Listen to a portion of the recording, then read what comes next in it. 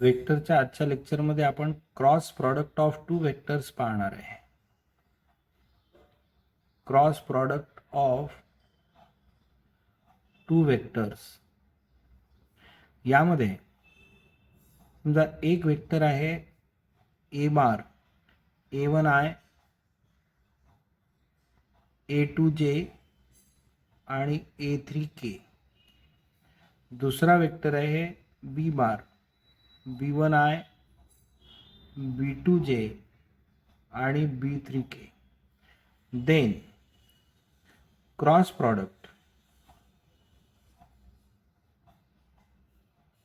Of A bar and B bar is A bar cross B bar ह्या पद्धतीने तो लिहिला जातो.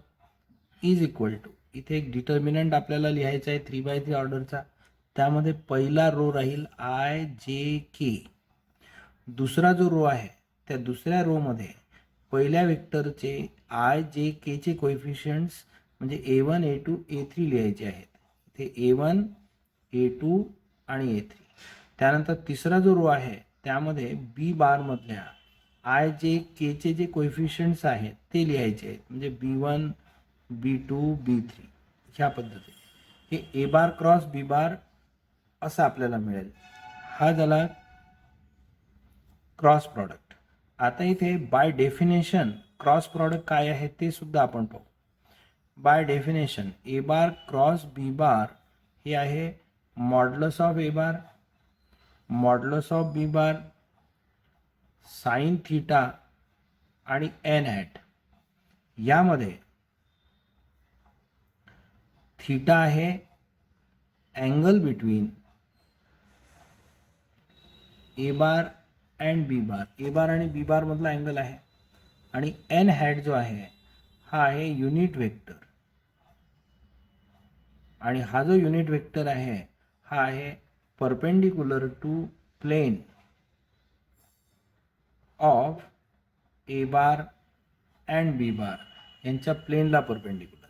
आता इथे हा जर असा हॉरिझॉन्टल प्लेन असेल, हा हॉरिझॉन्टल प्लेन आहे आणि या हॉरिझॉन्टल प्लेनमध्ये दोन वेक्टर आहेत. एक वेक्टर आहे A बार आणि हा दुसरा वेक्टर आहे B बार.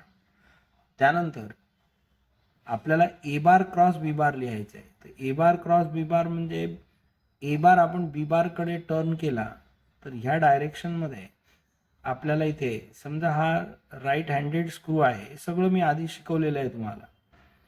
या राईट हँडेड स्क्रूला जर आपण असं रोटेट केलं, ह्या पद्धतीने रोटेशन करणे म्हणजे A बार B बार कडे रोटेट करणे.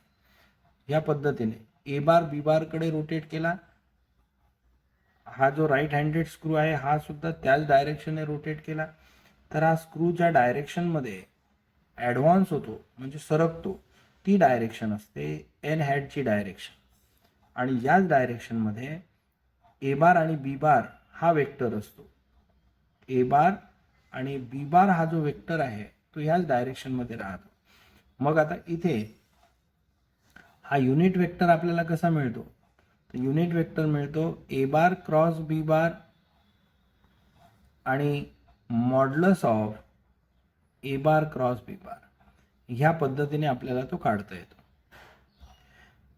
Direction of A bar cross B बार जी आहे म्हणजे A bar cross B bar is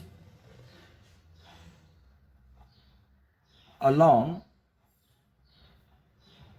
n hat. A bar cross B बार हा n हॅट कडे राहतो आणि आता इथे n हॅटची जी डायरेक्शन आहे ती डायरेक्शन म्हणजे A bar cross B bar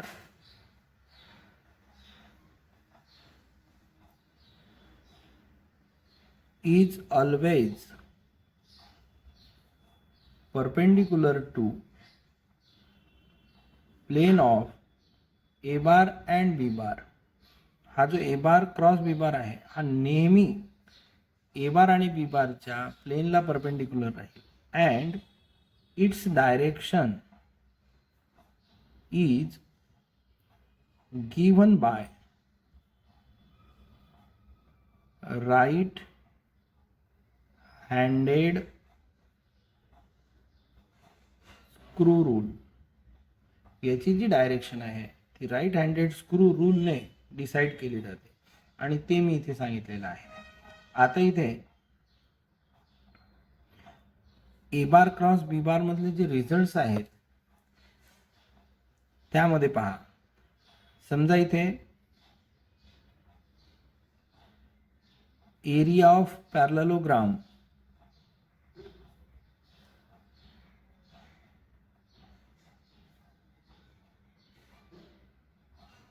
having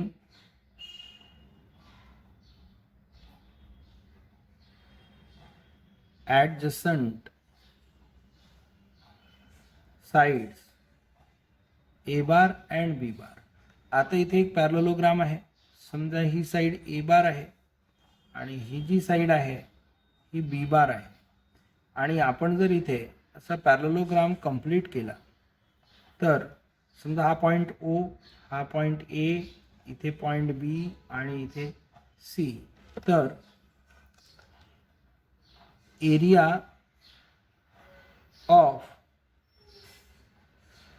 parallelogram OACB is modulus of A bar cross B bar. Modulus of A bar cross B bar असतो आणि याचा जो वेक्टर एरिया आहे, वेक्टर एरिया ऑफ पॅरलेलोग्राम म्हणजे area in the form of vector हा राहील ए bar cross B बार. म्हणजे इथे A bar cross B bar आहे, इथे modulus of A bar cross B bar आहे. ही आहे magnitude. Area means magnitude of vector, ही मॅग्निट्यूड आहे. आणि इथे जे आहे हा वेक्टर एरिया आहे. This is the vector area. Vector form मध्ये आपल्याला ए बार क्रॉस बी बार असं मिळते. हे आहे area of the parallelogram by cross product असं आपल्याला मिळेल. आता इथे याच्या ज्या प्रॉपर्टीज आहेत त्यामध्ये इम्पॉर्टंट प्रॉपर्टीज आहेत. ए बार क्रॉस बी बार जो आहे हा minus B bar cross A बार असा आपल्याला लिहावा लागतो. हा कम्युटेटिव्ह नाही आहे, इथे मायनस साईन येते. म्हणून आता इथे जर असं कोणी लिहिलं की V bar, for example V bar is equal to omega cross R is correct, correct relation आहे. But V bar is equal to R bar cross omega bar is wrong, हे रॉंग आहे. हे जे रिलेशन आहे हे relation correct आहे. यामध्ये omega बार ही angular velocity आहे. आपण हे सर्क्युलर मोशनच्या बाबतीत पाहत आहे, ही अँग्युलर व्हेलॉसिटी आहे. आणि आर बार जो आहे हा पोझिशन वेक्टर आहे.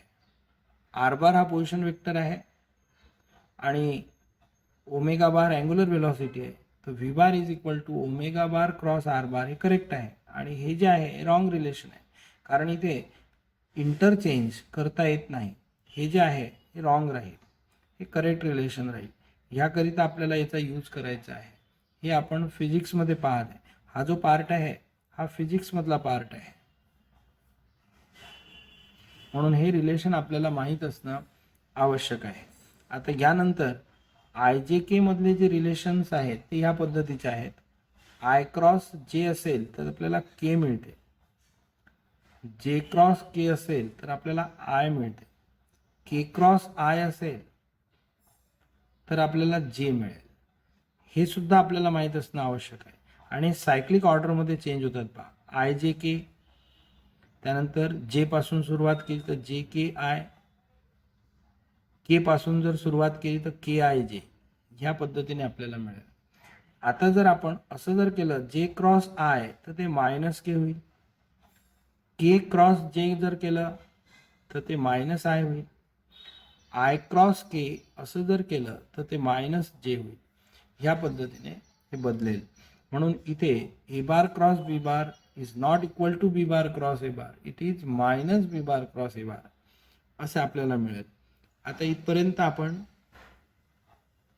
Vector product of two vectors हे पाहिलं. यानंतर आता आपल्याला linear combination of two vectors पाहायचं आहे. Linear combination. नंतर या लिनियर कॉम्बिनेशनचा काय अर्थ आहे त्याच्याशी रिलेटेड आपल्याला थेरम्स डिस्कस करायचे आहेत. Linear combination of two vectors. तर इथे समजा आता इथे हा वेक्टर आहे ए बार आणि असा कोणता तरी वेक्टर आहे बी बार. असे दोन वेक्टर आहेत. इथे आता समजा या वेक्टरचा स्केलर मल्टिपल एक्स ए बार आहे. या वेक्टरचा जो स्केलर मल्टिपल आहे तो समजा वाय बी बार आहे. मग आपण X A bar is the scalar multiple of A bar, Y B bar is the scalar multiple of B bar. Then by parallelogram law आपल्याला एक वेक्टर मिळेल आणि तो जो वेक्टर आहे यांच्या ॲडिशनचा वेक्टर राहील. तो वेक्टर राहील सपोज आर बार. तर या ठिकाणी आपल्याला R bar is equal to X A bar plus Y B bar असं आपल्याला लिहिता येते. आणि इथे हा जो आर बार आहे हा या दोन वेक्टरचं ॲडिशन आहे. एक्स आणि वाय जे आहेत यामध्ये ते स्केलर्स आहेत आणि इथे हा आर बार आहे. R bar is a linear combination of A bar and B bar. इथे आता R bar is equal to X A bar plus Y B bar ह्याला linear combination of A bar and B bar असं म्हटलं जातं. आता यानंतरच्या लेक्चरमध्ये आपण 12चा जो पार्ट आहे तो सुरू करणार आहे. आतापर्यंत हे सगळं जे तुम्हाला सांगितलं हे एक रिव्हिजन म्हणून एवढे लेक्चर्स आपण यामध्ये घेतलेले आहेत. आता जो आपला नेमका सिलेबस आहे तो पुढच्या लेक्चरपासून सुरू होईल.